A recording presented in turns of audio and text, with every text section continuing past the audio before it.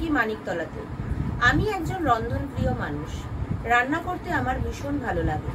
আর এই ভীষণ ভালো লাগার জায়গা থেকেই শ্রীমতীর দরবার আয়োজিত নববর্ষ স্পেশাল জুটিতে জুটিতে হাতাখুন্তির লড়াইয়ের আজকে আমি একজন প্রতিযোগী। এই প্রতিযোগিতায় আমার জুটি হচ্ছেন শ্রীমতী মৌসুমী দাস। এই প্রতিযোগিতায় আমাদের জুটি নাম্বার হলো 3। এই প্রতিযোগিতায় আমি আজকে আপনাদের সামনে করে দেখাবো ওপার বাংলার রান্না যশোরের নারকেলি মুরগি, এবং আমার জুটি শ্রীমতী মৌসুমী দাস করে দেখাবেন এপার বাংলার দেশি মুরগি কষা। আশা করছি আমাদের জুটির রান্না আপনাদের ভালো লাগবে। আমাদের জুটি 3 নম্বর জুটির রান্না আপনাদের যদি ভালো লাগে অবশ্যই করে অনুরোধ করব আমাদের জুটিকে একটি লাইক আর কমেন্টস করে সহযোগিতা করবেন। আমার রান্নার লিঙ্কের সাথে আমার জুটি শ্রীমতী মৌসুমী দাসের রান্নার লিঙ্কও থাকবে, সেখানেও গিয়ে অবশ্যই করে একটা লাইক আর কমেন্টস নিশ্চয়ই করবেন, কারণ আপনার একটা লাইক এবং কমেন্টস আমাদের জুটি নাম্বার 3কে বর্ষসেরা রন্ধন প্রতিবেশী জুটি হতে সাহায্য করবে। ধন্যবাদ।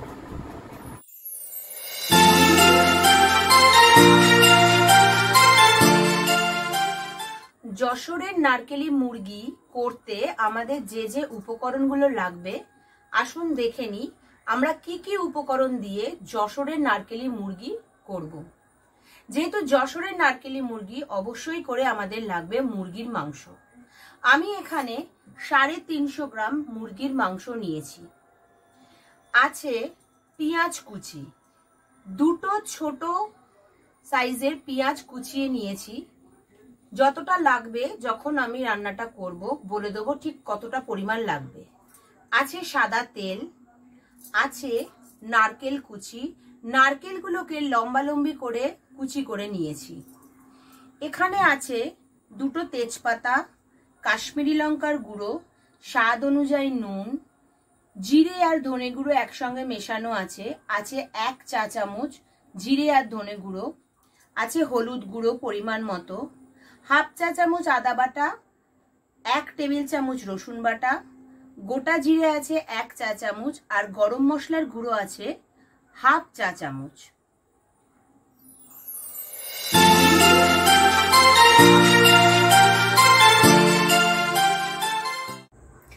রান্নার শুরুতেই প্রথমেই কড়াইটাকে গরম করে নিয়েছি। আমরা গরম করে দিয়ে দিয়েছি গোটা জিরে।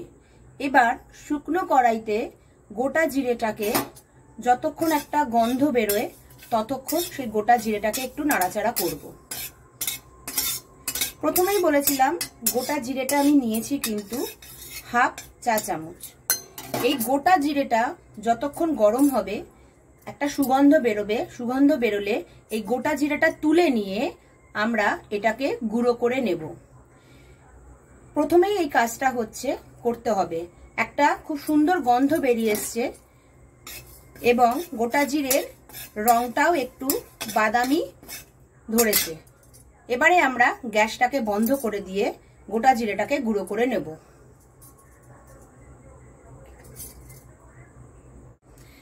আমাদের জিরেটা শুকনো খোলায় ভাজা হয়ে গেছে, ওটা আমি ঠান্ডা করতে দিয়েছি। কড়াই নিয়েছি, কড়াইতে এক এক করে দিয়ে দেব মাংস। আমার কিন্তু এখন অবশ্যই করে গ্যাসটা বন্ধ করা আছে, এখনো কিন্তু গ্যাস আমি চালাইনি। এবার এক এক করে দিয়ে দেব সমস্ত উপকরণগুলো। দেব পেঁয়াজ কুচি,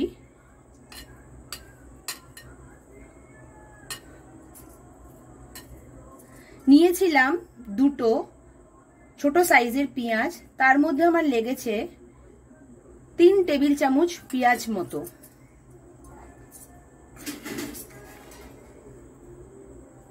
দেব তেজপাতা, দেব কাশ্মীরি লঙ্কার গুঁড়ো,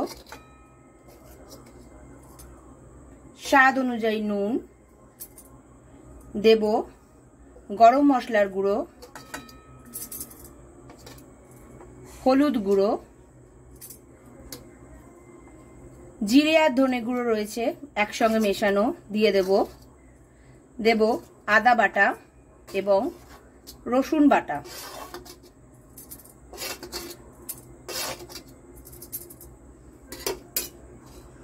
এবং দেব 2 টেবিল চামচের মতো তেল। রান্নাটি কিন্তু করতে বেশি সময় লাগে না এবং সহজ কিছু উপকরণের মাধ্যমেই আমাদের এই রান্নাটা হয়ে যায়। এইবারে সমস্ত উপকরণগুলো একসঙ্গে মিশিয়ে নেব। ভালো করে একসঙ্গে সমস্ত উপকরণগুলোকে মেশাতে হবে যাতে মাংসের প্রতিটি পিসের মধ্যে এটি উপকরণগুলো যাতে ঢুকে যায়।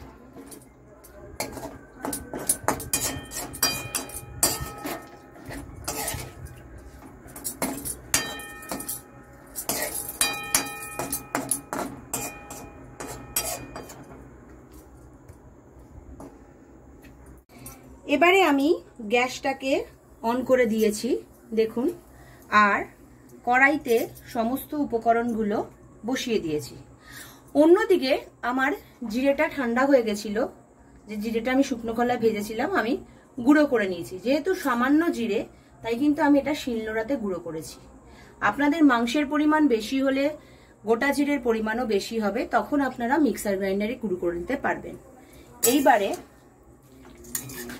কিছুই করতে হবে না, মাংস প্রথমে কিছুটা সময় একটু আঁচটাকে বাড়িয়ে রান্না করতে হবে।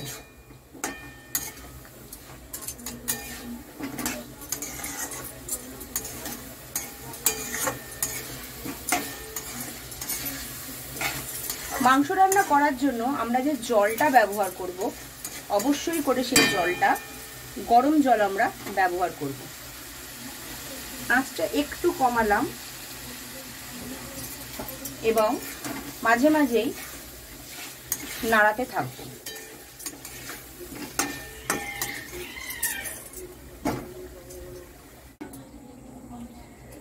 আমি যেহেতু আপনাদেরকে বললাম রান্নাটা করার জন্য আমাদের জলের প্রয়োজন, তাই গরম জল আমি বসিয়ে দিয়েছি। সাথে এদিকে আমার রান্নাটা কিন্তু হচ্ছে, আঁচটা কমিয়ে দিয়েছি এবং রান্না থেকে কিন্তু তেল ছেড়েই গেছে। এই সময় আমি দিয়ে দেব নারকেল কুচি, যে নারকেল কুচিগুলো আমি কুচি করে রেখেছিলাম সেই নারকেল কুচিগুলো আমি দিয়ে দেব।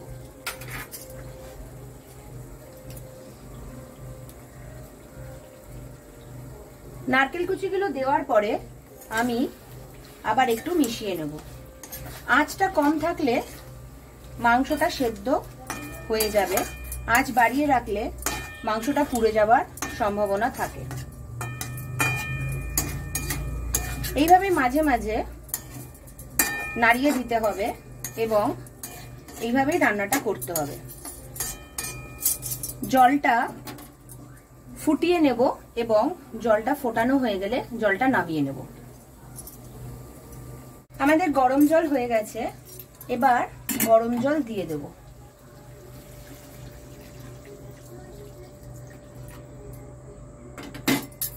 এবং একবার মিশিয়ে ঢাকা দিয়ে রান্নাটা হতে দেব। যশোরের নারকেলি মুরগি করতে খুব বেশি সময়ও লাগে না, খুব বেশি উপকরণও লাগে না। ঢাকা চাপা দিয়ে রান্নাটি এবার করব। আঁচ কিন্তু আমার একদম লো থাকবে।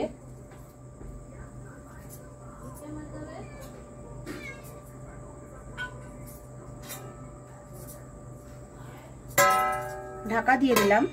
এবার রান্নাটি ঢাকা চাপা অবস্থাতেই করব।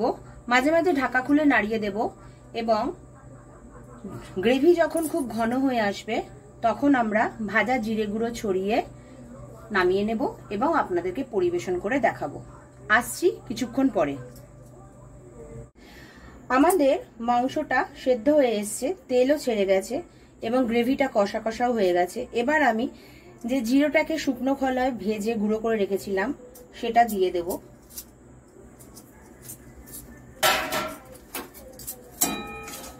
দিয়ে একটু নাড়িয়ে দেব। 1 মিনিটের মতো ঢাকা চাপা দিয়ে দেব।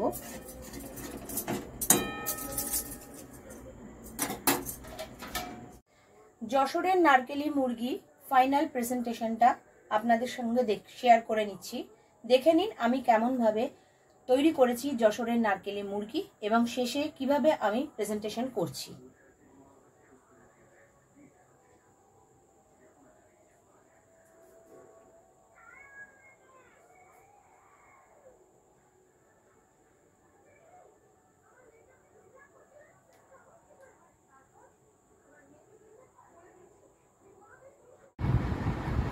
আমার ফাইনাল প্রেজেন্টেশন হয়ে গেছে। আমি সাজিয়েছি দুটো নারকেল কুচি দিয়ে। আপনাদের যদি এই রেসিপিটা ভালো লাগে তাহলে অবশ্যই করে আমার ভিডিও লিংকে, যেটি শ্রীমতীর দরবার পেজে দেওয়া থাকবে, গিয়ে একটি লাইক আর কমেন্ট করবেন। আমার সাথে আমার জুটি শ্রীমতী মৌসুমী দাসেরও ভিডিও লিংক দেওয়া থাকবে, সেখানে গিয়েও একটি লাইক আর কমেন্ট করবেন। আপনাদের একটা লাইক আর কমেন্টস আমাদের দুজনকে, জুটি নাম্বার 3কে বর্ষসেরা পটীয়সী রন্ধন করতে সাহায্য করবে। নমস্কার।